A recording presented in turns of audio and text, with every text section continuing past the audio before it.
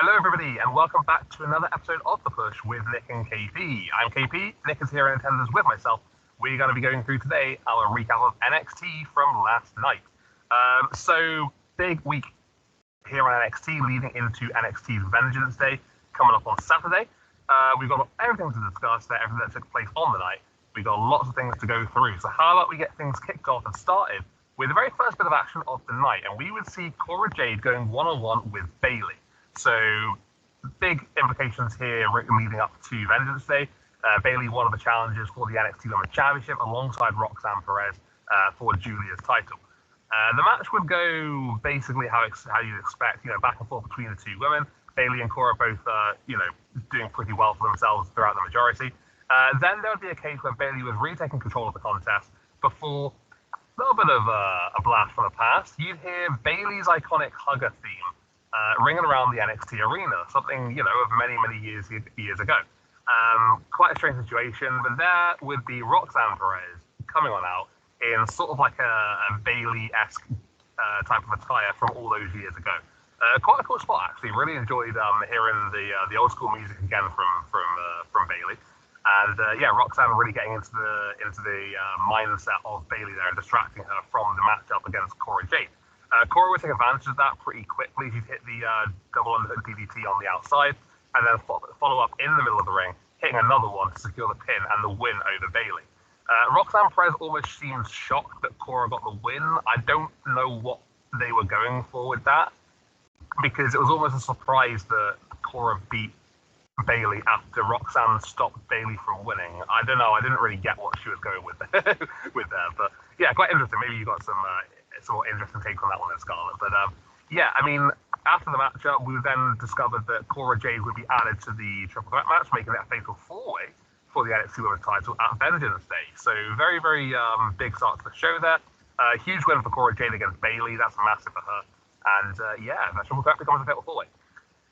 Then we would move on to our second segment of the night, which would be a little bit of over Femi, the NXT champion. He would be in the ring alongside the likes of Austin Theory and Grayson Waller, A-Town Down Under. His opponents in that triple threat match coming up at Vengeance Day. And it's quite an interesting philosophy, because obviously you've got basically what's going to be a handicap match, A-Town Down Under up against Over Femi.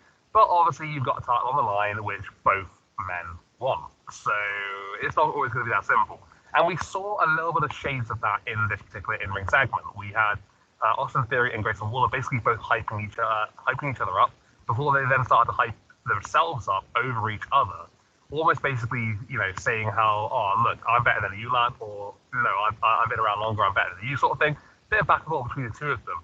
Over Femi maybe getting a little bit lackadaisical, got a little bit complacent, and was enjoying the little bit of heat between the two of them towards one another.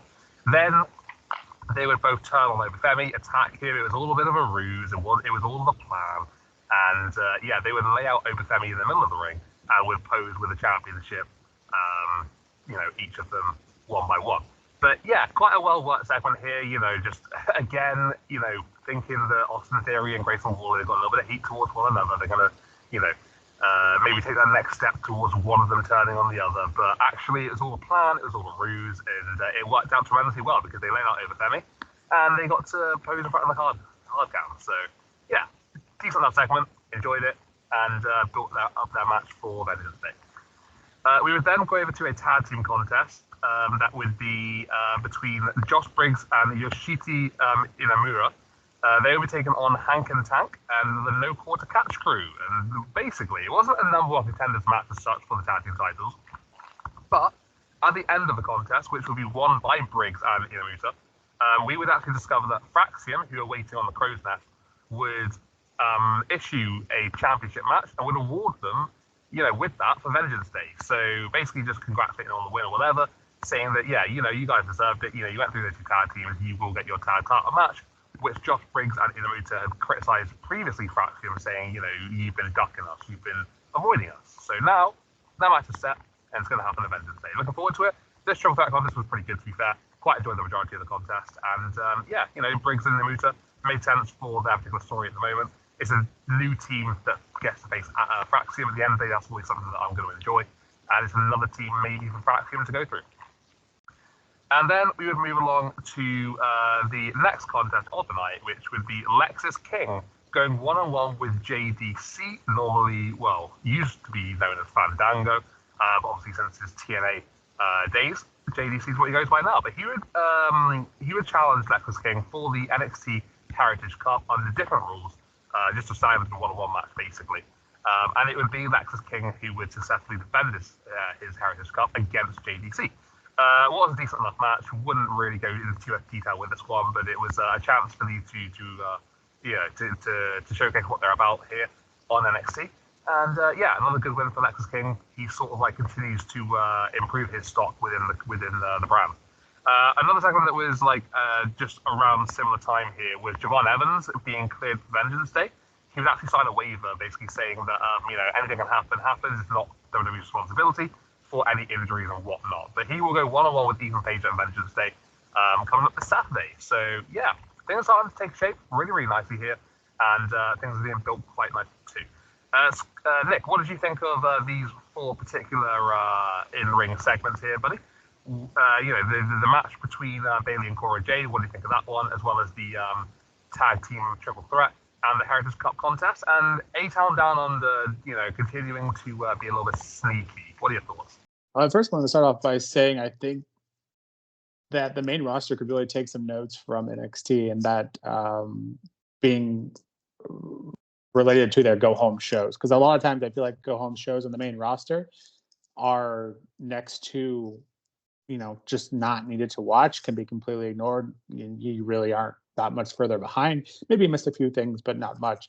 While NXT, however, almost doubles the card for NXT Vengeance Day this Saturday. So that was great to see. And I was almost surprised because some of those things I thought maybe didn't need to be added to. But regardless, makes you, forced to tune into that last go-home show and makes things more interesting. That being said, the match between Bayley and Cora Jade, Bayley, continuing to work overtime. Cora Jade getting the win there was pretty surprising to me personally. Not in the fact that, Bayley's going to want to try to get over her talent as much as possible, because that's just the kind of person she is. More so just because that led to Ava adding her to what was already a stacked triple threat match. Was that really needed? I'm not quite sure. I think it would have been just fine as a triple threat match. And hopefully Cora's just not in there to be the person being pinned, because I kind of feel like that's probably who's going to take the pin at this point, because Bayley's in the Elimination Chamber, and I don't feel like we want to make her too weak. And then Roxanne, maybe if she's going up to May, maybe she'll eat the loss. But hopefully Cora's not just added to take the pin. But regardless, that was great. A great segment. And I'm sure, on screen they don't like each other, but Bayley and Roxanne being able to do the hugger gimmick, I'm sure she absolutely loved doing that. That was a cool, as you mentioned, that was a cool callback to see. Obafemi and this weird dynamic in this triple threat, as you mentioned, basically a handicap match. I keep thinking they're going to turn on each other, and I still feel like that's a pretty big possibility here at NXT Vengeance Day. I hope they don't. I feel like it'd be better served to be done on main roster. That being said, I realize they've been down here, doing this and that for a while. So, I don't know. I'd be okay with it, but I would just be left wondering what could have been if they did this on main. But yeah, regardless, makes me look forward to, and they did a good job of making it seem like they were already going after each other. So, and the tag match, it was good enough match. And surprised to see Nathan Frazier and Axiom provide the opportunity again, adding something else to the Vengeance Day card. I don't think they're going to lose, but a good match, and nothing else more really to add to that one. Lexis King defeating JDC, FKA Fandango. I felt like that was going to be a little bit better of a match. Felt like that one was a little flat personally, but for the NXT Heritage Cup Championship. And the new rules that Lexis King recently enforced, that it would only be one fall, Me personally, I like that idea because the three falls are just or best of three. Always felt a bit predictable. It wasn't always 1v1 at the end, but it felt like a lot, and it felt like it was easy to see what was going to happen before it happened. So curious to get your thoughts on that as well. And yeah, Javon Evans going up, medically cleared. So that'll be another interesting watch against Ethan Page at Vengeance Day. Yeah, just weighing in there on the Heritage Cup change. I really liked the traditional rules. You know, the UK Cup sort of came with originally. I don't think this is a bad move for Lexus King. I think it like fits his character well, and the gimmick that he's sort of like going into at the moment, I think it's appropriate. But I would like it to return back to that sort of like a three falls, 6 rounds type match eventually. But I don't mind a little bit of a difference every now and then. That's absolutely fine. It's not something that I'm going to like turn my nose up at. But I'm a tourist. I love those those Heritage Cup matches. So yeah, I know we'll see what happens going forward. But it was different. It just felt like a regular one-on-one, which isn't necessarily a bad thing. But I think the Heritage Cup comes like an extra sort of like element to it, and I think it was missing that maybe. But that's possibly just my opinion. But hey, we still had a few other segments here throughout this show. We didn't stop there. We also had Zarya. She would defeat Nikita Lyons in a one-on-one match. We had a little bit of a backstage segment between the two of them earlier on in the night, and Nikita would get a little bit sassy with Zarya. And Zarya basically not particularly happy with how Nikita sort of portrayed herself during that interaction. And it would get to a point where they would, be up in each other's faces. They'd get a challenge in for the match later on. And it wasn't a particularly long match. It was quite short. I think maybe like a few minutes, maybe 3 or 4 minutes. I think it felt quite quick anyway. Maybe it just went by in a blur. But yeah, Zarya was impressive. She looked pretty good here. Dispatched of Nikita Lyons relatively quickly and easily. And I thought she showcased herself pretty well here in this match. I think probably her best match that I've seen with her anyway since she first came into the scene here on NXT. So yeah, happy to see what she was doing there. We would go on to another little moment after that, featuring Ricky Starks debuting in NXT. He was quite coolly, actually, come down through the crowd, no music, no nothing, and he would just basically say that he's here. Everyone knows his name, and he's ready to go, basically. It was quite a cool little segment. I think he only recently just got released from his AEW contract like 2 days ago, so it didn't take him very long to arrive onto new pastures, which is quite the awesome thing. I think he's going to be one of the top guys on NXT very, very soon, very, very quickly. And I think they really need that. A little bit of depth in the men's division towards the top of the card. Obviously, the women's division is so stacked. But I think Ricky Starks is a really good signing here. Somebody for the future as well. And just add some much-needed depth to the men's roster, like I said a moment ago. But yeah, happy to see that he's here. Looking forward to seeing what he can get up to on NXT. Following on from that one, we had our main event, which was for the NXT North American Championship. And this would be between Tony D'Angelo defending against Ridge Holland. We've seen, obviously, the back and forth between these two men over the past number of weeks, going on to probably a couple of months now. I think back to Christmas time this was. So it's been a little while, actually. But, we would see this maybe culminate here in this steel cage contest. And it was a pretty decent match. Not gonna lie, both men, sort of like really went at it here. They left it all inside the cell, the cage, and it would be in the end, thanks to I guess Stax and Izzy Dame, they would insert a crowbar into the contest. Ridge Holland would actually get it at first, and then it would unleash on Tony D'Angelo. Tony somehow kicking out and fighting through the punishment and the pain from Ridge. And he would turn things around, use the crowbar to his advantage, and then would follow up with the Spinebuster and get the victory moments later. But it was a good main event, to be fair. Quite enjoyed it. Ridge Holland would attack the family afterwards. Would just sort of have like a brawl with them on the way out. That would open up for Sean Spears, Brooks Jensen, and Nico Vance to come on down. They've had a few interactions backstage with the D'Angelo family recently, especially towards Izzy Dame, and it would be shaping up in the middle of the ring. Tony D'Angelo, holding his title, close to him, and Izzy would take out Tony D'Angelo, then revealing that she's turning on the D'Angelo family and siding alongside Sean Spears and company. Yeah, I mean, I didn't see this going into the matchup, but then as it was unfolding moments before it happened, I was like, oh, I see where this is going. Obviously, inside the cage, the Yamsey family can't come out because they're brawling with Ridge Holland. It just made sense. But yeah, I mean, Izzy Dame, she's sort of been calling Sean Spears a bit of a creep recently, and D'Angelo and the family have been there to protect her almost. So I'm interested to see how they play this off and to what her real motives are behind all this. But yeah, I mean, a little bit of a turn towards the end of the show. Not a bad little way to end it, but a decent enough win for Teddy D'Angelo retaining his North American Championship. What did you think about all these little parts here, Nick, though? Starting off with Zarya against Nikita Lyons. How good did she look in that particular contest? How excited are you for Ricky Stark, appearing on NXT for the very first time? And yeah, the main event, the turn, the title defense. What do you think of everything? Yeah, I think Zarya has the look for sure.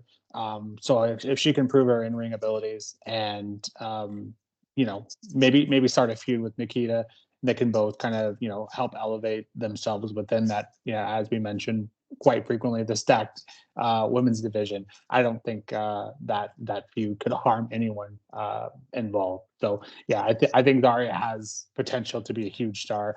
I think maybe Nikita as well if she can stay healthy. So yeah, looking forward to seeing where if anywhere they take that. Ricky Stark's debuting. In the crowd. That was a pretty cool way to debut, as you mentioned, and he certainly seems to have it from a promo standpoint. Seems to have that swagger. Not knowing anything about him outside of his name, strictly watching WWE, I don't know much about him. I just know his name, and I've seen quite a bit of buzz around him. So yeah, looking forward to seeing what he can do. And as you mentioned, and we mentioned often, that men's division certainly could use a boost. So yeah, curious to see how he can help in that department. The main event was good as well. I thought for sure once that crowbar got in and Ridge got a hold of it that he was going to win the title. So I think as you kind of alluded to, I was shocked that Dom was somehow able to come out on top with that. And and the heel turn at the end, and then we talked about that a bit off air, but certainly need to get a name for the faction here, attacking Don as well. But yeah, that was a fun turn, and yeah, it's a pretty enjoyable main event. So yeah, and as I mentioned, overall, it felt like the show added a bunch to Vengeance Day. Otherwise, it was looking like a pretty small card before tonight, and so maybe that's why they did it that way, But regardless, made you tune in. Otherwise, you wouldn't have a clue what was going on at Vengeance Day. So yeah, this was a great NXT, and I felt like it was about the same par of Raw yesterday. So I give this one, or excuse me, the day before, and so I gave this one a 9 out of 10. I thought it was really enjoyable and did a great job of continuing all the storylines for Vengeance Day. Yeah, it was a solid one, wasn't it? It was a pretty decent show from start to finish, basically. Really impressed with, Ricky Stark's, just the way he just sort of inserted himself. That was quite awesome. And yeah, the matches were pretty solid across the card, to be honest. Quite enjoyed them. I'd probably give this one an 8.5 out of 10. I think it did a really good job of building up towards Vengeance Day. And no Fallon Henley marks my score down a little bit. But it was a good show. I really enjoyed it, and yeah, looking forward to NXT Vengeance Day for sure. We got some really good matches on the card, and like you said earlier, they basically used this show to basically like double the card for what's coming up, and I think that's a really good way of doing things for sure. I can agree with you on that one, but yeah, really excited for it, and hopefully it's going to be as good as it looks on paper. Guys, thank you very much for tuning in to The Push with Nick and KP. If you agreed with what we said here regarding NXT, then let us know in the comments. And if you disagreed, also do the same thing. If you like the video, please hit a like on this one, and then subscribe to the channel as well. We'll be back with another video very, very soon because we've got our NXT Vengeance Day predictions podcast coming up soon. So if you guys are up for that one, then tune into that one as well. Thank you very much, everyone, for tuning in with The Push. This has been Nick and KP, and we'll see you all in the next one. Thank you very much, guys, and bye-bye.